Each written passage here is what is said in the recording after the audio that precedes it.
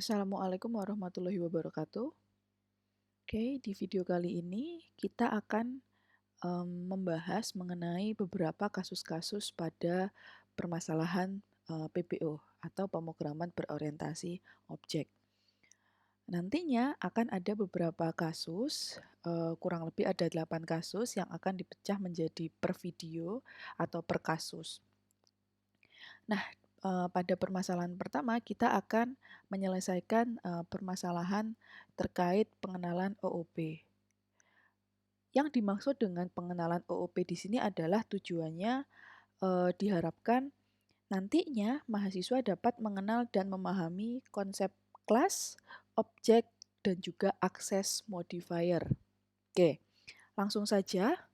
Jadi, misalkan di sini terdapat kasus, buatlah 2 buah kelas yang terdiri dari kelas handphone dan kelas utama. Kelas utama atau kelas main digunakan untuk memanggil kelas handphone.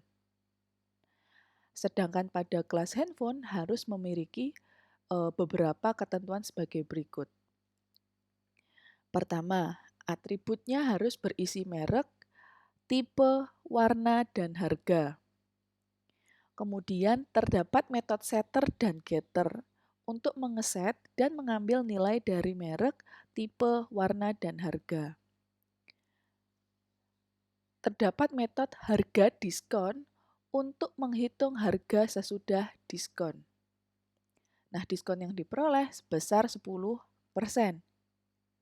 Terakhir, terdapat juga metode keterangan untuk mencetak statement tentang harga handphone sesudah diskon.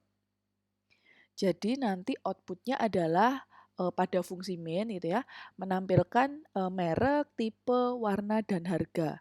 Kemudian ada inputan, misalkan inputannya 2 juta misalnya ya, kemudian nanti akan otomatis dipotong 10%. Ya, di mana dia akan tercetak pada metode keterangan ini. Oke, berdasarkan permasalahan ini, yang pertama dilakukan adalah tidak langsung membuat programnya, tidak langsung ke NetBeans-nya. Namun, kita perlu dulu membuat skema. Apa sih fungsinya kita buat skema? Ya. Nah, di sini disebutkan bahwa skema diagram membantu logika Anda, logika kita untuk membuat program. Ya, jadi lebih mudah gitu ya. Jadi nggak ujuk-ujuk bikin programnya, tapi kita harus membuat skema diagramnya terlebih dahulu. Oke. Tanda minus dilambangkan sebagai private, ya, yang hanya bisa diakses di kelas itu sendiri. Tanda plus dilambangkan sebagai public. Dan lambang pagar dilambangkan sebagai protected. Jadi perlu diingat kalau minus adalah private, plus adalah public, kemudian kalau pagar atau dash seperti ini dilambangkan sebagai protected. Oke, sekarang kita buat nih skema diagram berdasarkan di atas ini. Kelasnya apa? Kelas handphone.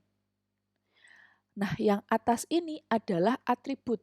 Ini kan dibagi 3 ya. 1, 2, 3. Oke, yang warna kuning ini adalah handphone atau kelas. Oke, saya ulang. Yang warna kuning ini adalah kelas. Berarti kelasnya handphone. Yang berwarna hijau ini adalah atribut. Ya, inisialisasi atributnya. Tadi kan sudah disampaikan bahwa atributnya berisi merek, tipe, warna, dan harga. Berarti berarti merek adalah string, tipe string, warna string, double harga. Minus berarti dia private. Oke. Kemudian, Bu, bagaimana kita tahu itu private atau minus? Kalau memang di sini tidak ada keterangannya apakah itu public atau private, sebenarnya bebas. Ya, sebenarnya bebas kalian bisa membuat private atau public. Nah, di sini saya membuat sebagai atribut private minus. Ya, jadi tidak ada apa harus private, tidak. Sebenarnya sesuai dengan permasalahannya. Karena di sini tidak tertulis gitu ya, dia private atau public, makanya saya di sini mendefault semuanya private. Boleh di default semuanya public, silahkan. Oke, yang atas ada, yang warna kuning adalah kelas, yang warna hijau adalah atribut. Nah, yang warna biru ini adalah metodenya. Ada apa aja metodenya? Ada berapa metodenya? Oh, ada setter, getter, harga diskon, keterangan. Setter, getter, harga diskon, keterangan. Ya, setter plus public, getter plus public. Oke, getter apa, setter apa? Sebenarnya itu adalah untuk mempermudah kita. Setter, getter. Getter ini adalah metode modifier. Ya, metode modifier yang void.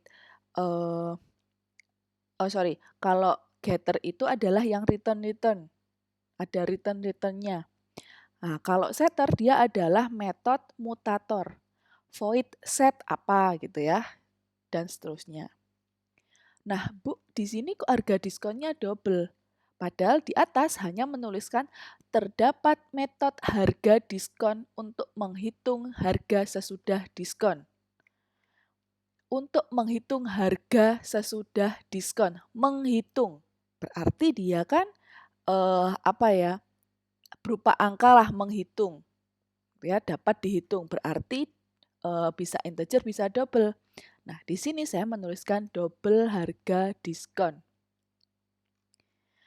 Yang terakhir, kok tahu kalau itu void, Bu? Padahal di atas tidak ada void.